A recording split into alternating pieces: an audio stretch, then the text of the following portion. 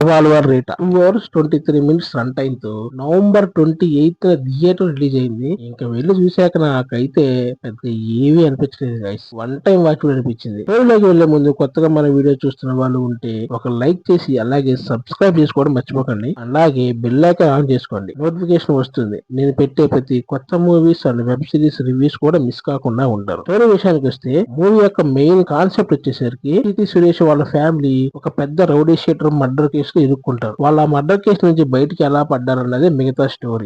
చూస్తే పాండిచ్చేరిలో the most terrible don Dracula Pandian అతన్ని చంపాలని ఒక గ్యాంగ్ ప్లాన్ చేస్తుంది. అతను అనుకోకుండా రీటా అంటే కీర్తి సురేష్ వాళ్ళ ఇంటికి వెళ్తాడు పొరపాటున. అక్కడికి వెళ్లి కొన్ని గొడవలు జరుగుతూ ఉండగా ఆ గొడవల్లో పాండియన్ చనిపోతాడు. ఈ విషయం రీటా ఫ్యామిలీకి ఒక పెద్ద ప్రాబ్లం గా మారుతుంది. ఆ డెడ్ బాడీని ఎలా వదిలించుకోవాలి అన్న టెంట్ లో ఉండగా ఇంకో వైపేమో పాండియన్ ను చంపడానికి స్కెచ్ వేసిన గ్యాంగ్ కూడా రీటా వాళ్ళని వెంబడిస్తుంది. అదే టైంలో పాండియన్ కొడుకు డ్రాకులా బేబీ సునీల్ తన తండ్రి మిస్సింగ్ తో తను కూడా వెతకడంలో రంగంలోకి దిగుతాడు. అసలు పాండియన్ డెడ్ బాడీ ఏమైంది, రీటా ఈ క్రైమ్ నుంచి బయటపడిందా లేదా, డ్రాకులా బాబీ తన తండ్రిని కనుక్కున్నాడా లేదా, చివరికి ఏమైంది అన్నది మిగతా స్టోరీ. ఇంకా ఒక నార్మల్ చిన్న జాబ్ చేసుకుంటూ లైఫ్ ని లీడ్ చేసుకుంటూ ఉన్న కీర్తి సురేష్ లైఫ్ లోకి ఈ క్రైమ్ లో తను ఇరుకున్న ట్రాక్ కూడా బాగానే రాసుకున్నాడు డైరెక్టర్. ఇంకా కీర్తి సురేష్ మదర్ క్యారెక్టర్ లో చేసిన రాధిక కామెడీ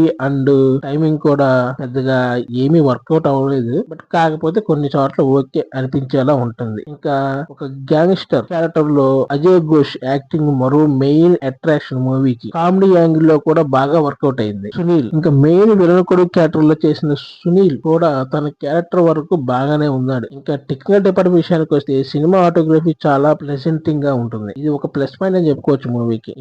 ఇంకా న్యాచురల్ లొకేషన్స్ ని బాగా క్యాప్చర్ చేశారు. బ్యాక్గ్రౌండ్ మ్యూజిక్ ఒకే లెవెల్ లో ఉంటుంది. ఇంకా ప్రొడక్షన్ వాల్యూస్ కూడా మంచి స్టేజ్ లోనే ఉన్నాయి. ఇంకా ఎడిట్ మాత్రం ఇంకొంచెం షార్ప్ గా ఉండాల్సిందే. ప్రొడక్షన్ వాల్యూస్ మాత్రం బాగున్నాయి. మైనస్ పాయింట్ విషయానికి వస్తే ఈ సినిమా ఒక పెద్ద మైనస్ పాయింట్ ఏదైనా ఉంది, ఒక వీక్నెస్ అంటే అది నెరేటివే. చాలా వరకు ఇలాంటి స్టోరీలు ఇప్పటికే చాలా సార్లు చూసాం. మూవీలో కొత్తదనం అనేది కనిపించదు మనకి. స్టార్టింగ్ పార్ట్ కొంచెం ఇంట్రెస్టింగ్ గా ఉన్నా సెకండ్ హాఫ్ మాత్రం బాగా సాగదీసినట్టు కనిపిస్తుంది. ఇంకా థ్రిల్ కావాల్సిన చోట్ల నరేషన్ అనేది బాగా స్లో అయిపోవడం, ఇలా కొన్ని మేజర్ కాన్స్ ఉన్నాయి. ఇంకా చాలా సీన్స్ ఎమోషనల్ గా కూడా పెద్దగా ఏమీ వర్కౌట్ అవ్వలేదు, కనెక్ట్ అవ్వలేదు కూడా. మెయిన్ గా సునీల్ క్యారెక్టర్ పూర్తిగా వేస్ట్ అయిపోయింది మూవీలో. అలా డిజైన్ చేసుకొచ్చారు క్యారెక్టర్. ఇంకా జాన్ విజయ్ క్యారెక్టర్ కూడా ఏదో ఉంది అంటే ఉందన్నట్లు ఉంటుంది అంతే, ఉపయోగపడలేదు సినిమా. డైరెక్టర్ స్టోరీ ఇంట్రెస్టింగ్ గా మొదలుపెట్టి అనవసరమైన సీన్లతో స్టోరీ మొత్తం డైవర్ట్ చేసినట్లు అనిపిస్తుంది. మెయిన్ గా క్రైమ్ థ్రిల్ అనేది ఇవ్వలేకపోయింది మూవీ.